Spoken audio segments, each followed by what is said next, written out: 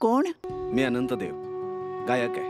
उडनछू उडनछू चिंता झाल्या उडनछू माझी झाली उडनछू.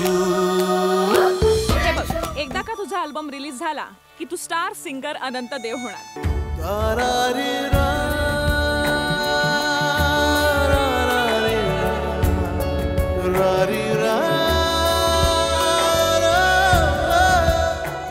म्हातार माणूस म्हटल्यानंतर कसं साधारणतः बाथरूम मध्ये पाय घसरून पडावं, उन्हाची भोवळ यावी, स्वतः अख्खच्या अख्ख पडणं सोडा, साधी कवळी पडत नाही म्हातारीची.